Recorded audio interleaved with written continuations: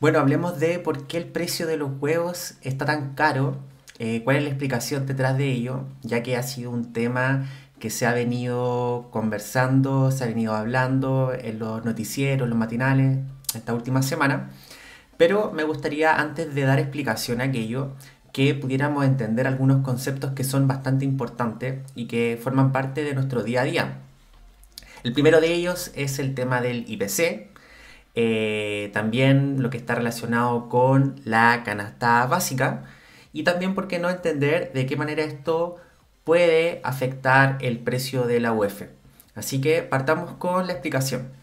Bueno, el IPC o el índice del precio al consumidor, para poder entenderlo, ejemplifiquémoslo como que fuera un gran termómetro. Y este termómetro es capaz de medir la temperatura de el precio de los principales productos que se consumen en promedio, ya sea en educación, ya sea en transporte, ya sea en comida, etc. Entonces, en la medida que aumenta el IPC, estamos hablando de que ha aumentado el precio de determinados productos. Y por el caso contrario es cuando el precio baja.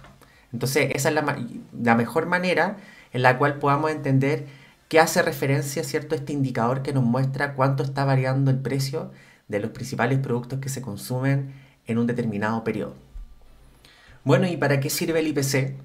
El IPC sirve para que el gobierno y el Banco Central tomen decisiones económicas y también para que poder medir la inflación, cómo va variando la inflación en cada periodo.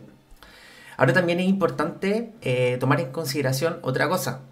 Hablamos de que el IPC, ¿cierto?, mide cómo varían los precios de los principales gastos o el consumo que tienen las personas. Pero es importante saber diferenciar que cada producto tiene un peso o un ponderador distinto para este indicador. ¿Por qué? Porque el consumo de ciertos bienes no son tan recurrentes. Como por ejemplo, en el ítem comida, ¿cierto? Quizás el pan es un gasto recurrente porque es algo que se consume todos los días. Quizás el huevo a lo mejor se consume en menor cantidad y con menos recurrencia, entonces se le va asignando un peso menor. O por ejemplo una lavadora, ¿cierto? Comprarse una lavadora no es algo que uno haga todos los meses, inclusive ni todos los años. Entonces, por eso es que cada bien y o cada servicio que uno consume tiene un ponderador distinto en base a la recurrencia de este gasto. ¿Cómo se obtiene esta información? Bueno, principalmente el INE o el Instituto Nacional de Estadística realiza encuestas donde las familias entregan información de los principales gastos que tienen. Entonces, de esta manera, por ejemplo, el factor comida, si representa un 20% del gasto en promedio, esta sección tendría este ponderador. Entonces, esa es la importancia de los ponderadores, porque de alguna manera evitaríamos que la variación del precio de ciertos productos que no son tan frecuentes en su consumo afecten directamente este indicador, que a la larga también tendría a afectar la inflación y por consiguiente la UEF, que es algo que quizás a muchas personas le importa y que en general nos debería importar a todos. ¿Y por qué afecta la inflación? Bueno, porque la inflación básicamente es la variación del IPC. Es decir, cuando nosotros normalmente escuchamos que la inflación es de tal unidad porcentual, es porque particularmente se está midiendo la variación porcentual del IPC, que puede ser la inflación mensual, que mide la variación del IPC de, por ejemplo, el mes de abril con respecto al mes de marzo, o la inflación anual, que también puede utilizar como punto base de referencia el mismo mes, pero del año anterior, que es el que comúnmente utilizan en muchos casos los noticiarios. Entonces ya tenemos el tema de la inflación en carpeta. Bueno, y ahora hablemos de lo que nos interesa a la mayoría, que es la UEF. ¿Y qué es la UEF? Bueno, la UEF es una unidad de cuenta que utiliza el Banco Central para poder ajustarla periódicamente de manera que el dinero no pierda su poder de compra.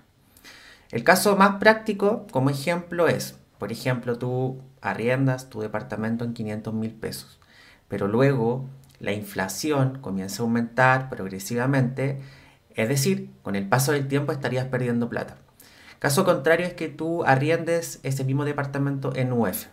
Como la UF comienza a reajustarse por inflación, por mucho que tú hayas definido un precio de UF fijo, ese precio no va a perder, ¿cierto?, su poder adquisitivo. Entonces tú estarías manteniendo el valor inicial con el cual decidiste arrendar tu departamento en términos del poder adquisitivo que tiene el dinero.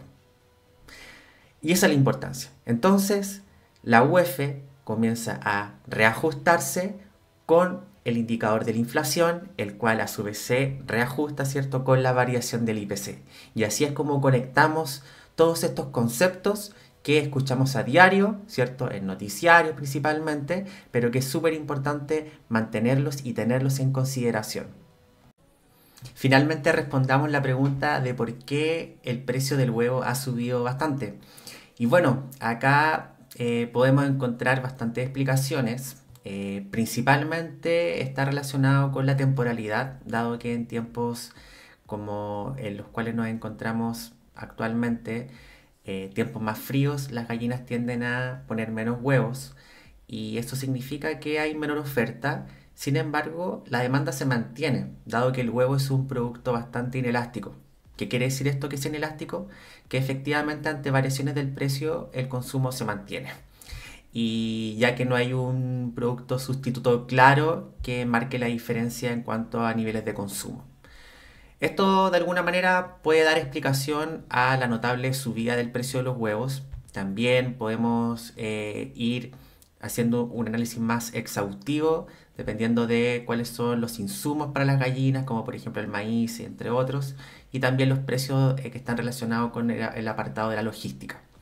Pero acá lo importante es estar atento a la variación de los precios, principalmente de aquellos que forman parte del IPC, porque a la larga la ponderación que tengan estas variaciones dependiendo de los productos puede significar un aumento significativo en este indicador, lo que a la larga se traduce en el IPC y nos termina afectando a todos por la pérdida de poder adquisitivo que tiene el dinero.